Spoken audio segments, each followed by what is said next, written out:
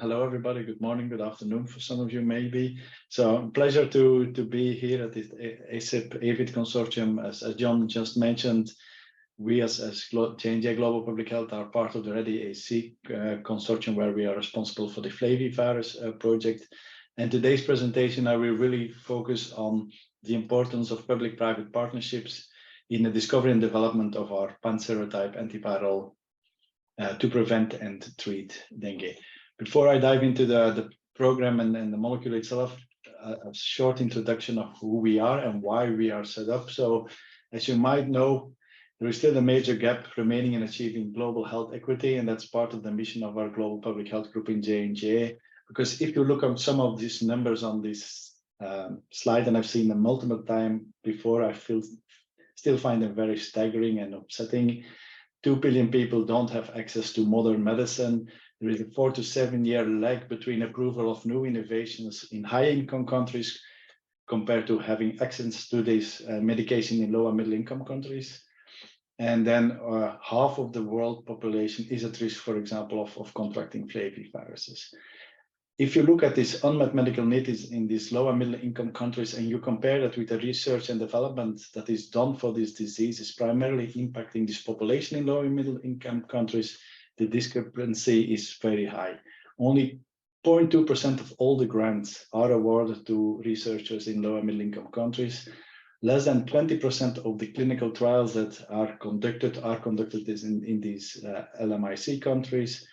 And only 1% of all novel drug development investment goes to drugs specifically for infectious diseases. So it's clearly there is a high unmet medical need in infectious diseases with disproportional impact to these low and middle income countries. And that's also translated in the mission from Global Public Health. So we really want to make relevant innovation that save lives, cure patients, and prevent diseases by making available, affordable, and accessible drugs to the most vulnerable and underserved population. Our group itself, we have a little bit more than 130 people. We really have an end-to-end organization starting in research labs with high-throughput screening efforts all the way to launching drugs throughout the full clinical development program. We have a strategy and external affairs group, and we have also a field-based team to ensure the last mile implementation to really make sure that the drugs that we are developing are getting to the patients that really need them. High-level estimate is that by the end of 2020, we impacted more than 250 million lives by delivering the different drugs that we developed throughout the years. If I zoom into the Global Public Health R&D group, what's our group doing is we're translating the best science. We're focusing on a couple of diseases. It's multi-drug resistant tuberculosis, leprosy, flaviviruses, and dengue. As most of the groups, we started also working again on coronaviruses in 2020, and we are exploring antimicrobial resistant programs as well. As you know, AMR seems to be the most silent pandemic, but it's an urgent one that we need to address as well. With the leprosy, for example, and the TB, we developed bedaquiline, that was the first drug in more than 40 years with a new mechanism of action to treat multi-drug resistant TB. And we're now exploring whether or not bedaquiline can also be part of the regimen to tackle leprosy. In addition to all the science that we're doing, we're also aiming for sustainable impact through partnerships and capacity development. On one hand, we are exploring how we can be better prepared to a future pandemic, because you all know we have a tendency as humans to only react to pandemics rather than prepare for pandemics. And as I mentioned, we are targeting low and middle income countries, so we are helping out capacity building programs. So we are contributing, for example, setting up in sub-Saharan Africa first in human clinics, so that part of the drug development programs that we are running, first in human study can be done in the African population as part of sustainable impact and capacity building. In addition to that, we are also building centers for global health discovery, and I come back to that later in the presentation, because that might be of interest for some of the partners in this consortium as well. And then we're also looking to design innovation to enable greater impact. So as I mentioned, we're really trying to do last mile implementation. So we develop, for example, Vaccinate, which is a vaccine monitoring platform, which we first implemented to roll out our J&J Ebola vaccine, which is a 2-dose vaccine. As you might appreciate, not all the volunteers or participants that want to be vaccinated have a home address, so we're using iris scanning technology to register participants in the trial, so we confirm that they got their first shot, and then we can call them back 3 months later for their booster. And despite COVID outbreak, we even had a 92% adherence in this 2-shot vaccine regimen, thanks to the vaccinate monitoring platform that we rolled out. And we have been using that also as part of our strategy to address the current pandemic for SARS-CoV-2. In addition to that, we also are developing applications, high-tech solutions to really make sure that participants in sub-Saharan Africa, because it's surprisingly to know how many people have a cell phone, even in Africa, that we can use and reach them to make sure that they adhere to their medication, and we can call them back in for examinations, or for example, for HIV patients to monitor their CD4 T cell count. So how are we doing that? We are implementing this during strategic operations and investment that we try to seed across the globe. As mentioned, I'm based in Belgium as part of Janssen R&D. We have our counterparts in the US as well. And in addition to that, so as I mentioned before, we have satellite centers for global health discovery. We have one in UK in London School of Hygiene Tropical Medicine focusing on TB. I will touch upon the one that we have in Singapore, which is focused toward flaviviruses. And then recently we also announced one in South Africa where we are focusing on AMR. Of course, all the work that we're doing, we cannot do it alone. And during this lab to last mile approach covering discovery, clinical development, access, and implementation, we really rely on a multitude of partners to really get the job done. And that's also why today I want to highlight and stress the importance of private-public partnership and the role that they play, not only in the R&D part, but also in the access and implementation phase. And I want to exemplify that. Well, most of you, I think, understand the challenges of a public-private partnership as you are part of this consortium, for example. But for us, it's really the core of how we work as global public health within J&J. We really want to create a win-win situation. There are definitely characteristics for successful partnerships, and I will not go in all the details in sake of time.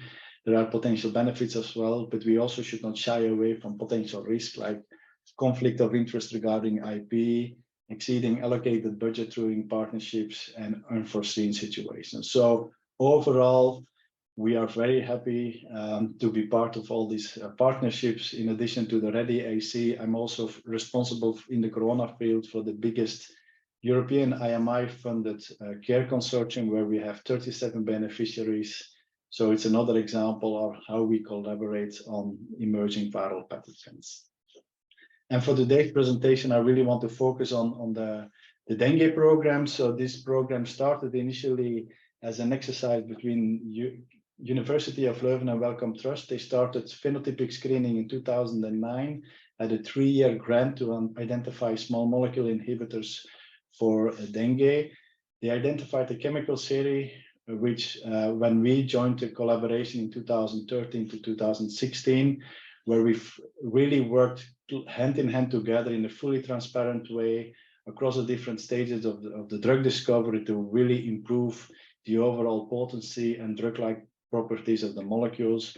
I can say when we entered the collaboration compared to the clinical candidate that we now have in the clinic, we improved the potency of roughly about 1,000-fold, and we significantly increased the drug-like properties as well. And you see depicted here on this graph how we interacted. We really divided the chemistry efforts, we divided the in vitro activity. Leuven was key in exploring the in vivo efficacy models, where we, from a Janssen perspective, really focused on the PK-PD relationship, as well as the safety and the GLP tox in the first in human studies. So let me tell me a little bit more on our program now and our clinical compound J&J-1802, which is, to our knowledge, the front runner in the field for dengue as a pan-serotype antiviral small molecule against dengue. So I think most of you are familiar with dengue if you all understand quasi-species and the impact of inter and intramolecular cleavage. I think you're all familiar with the dengue program as well. I think and the dengue impact of dengue disease. Just the things that I want to highlight, there is currently no specific dengue treatment available. There are options for prevention. The infection, you all know the challenges with infection, so that they can only administer it to dengue seropositive individual. And dengue has been recently got approval in Indonesia and Europe, but surprisingly, recently announced that they pulled back their BLA from FDA submission because of disagreement with the FDA and the requirement for the additional data.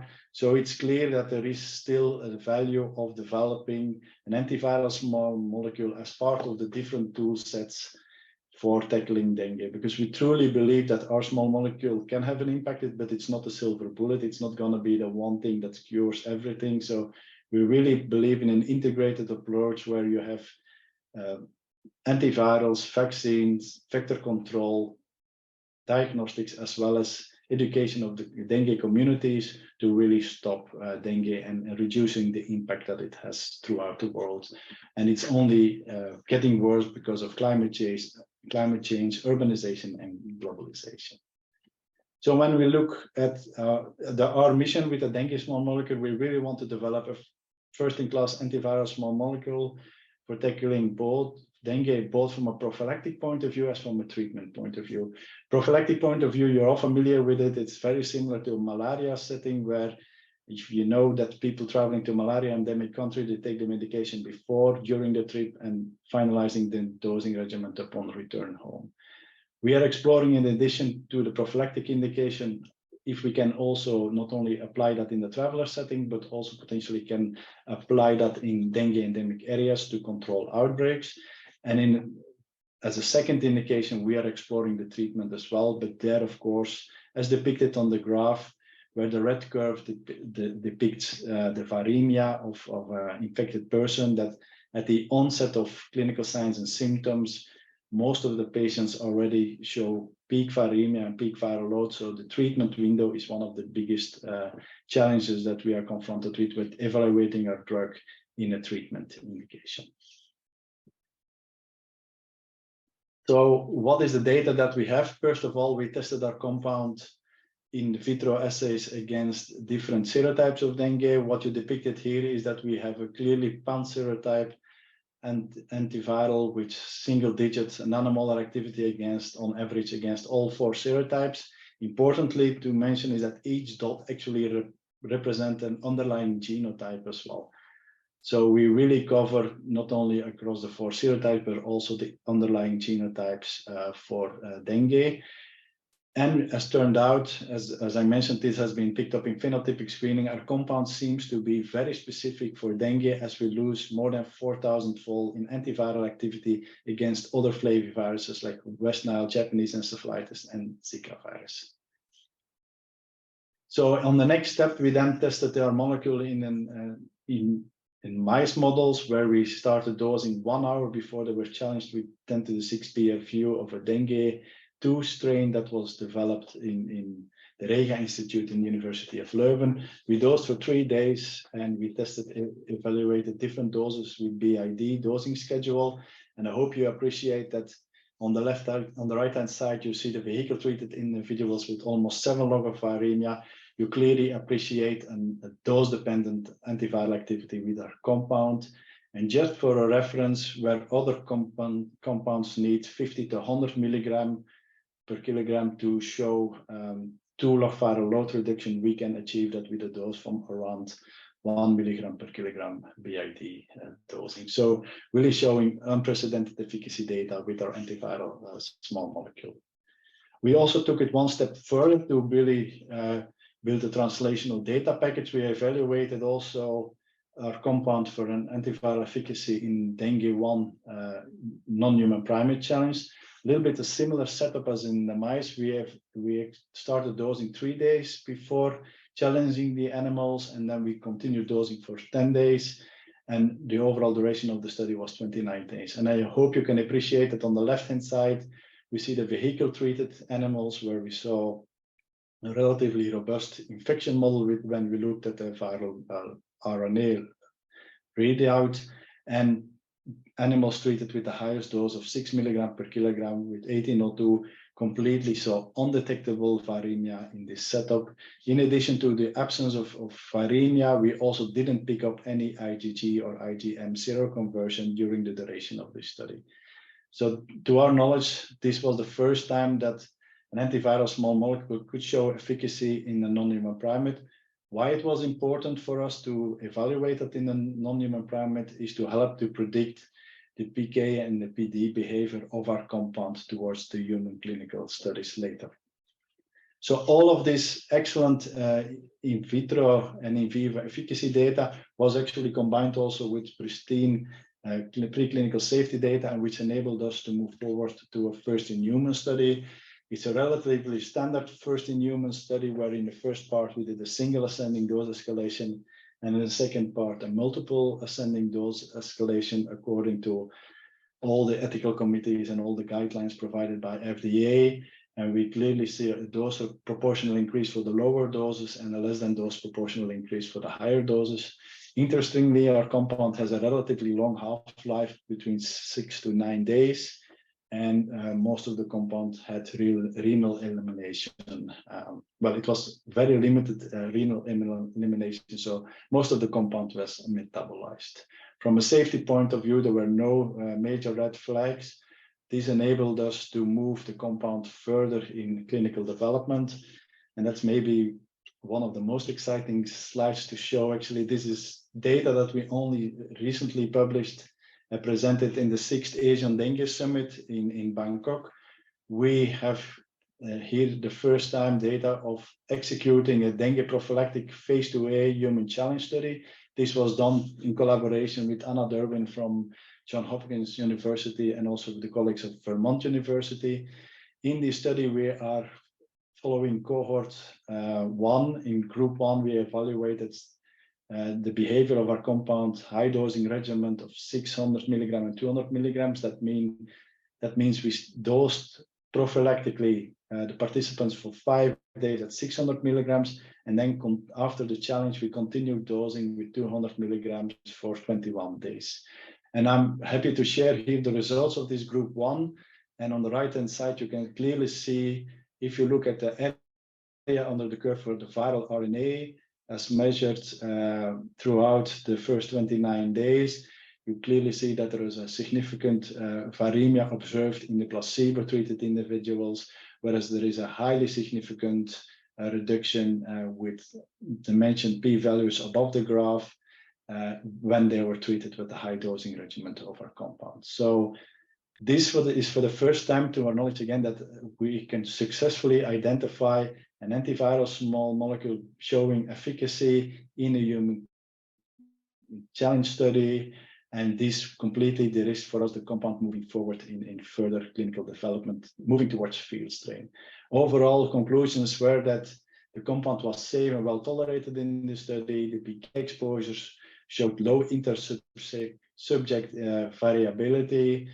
We are expecting actually results for the mid and low dose regimen later this year, and will be probably presented, if all goes well, at HTMH in Chicago.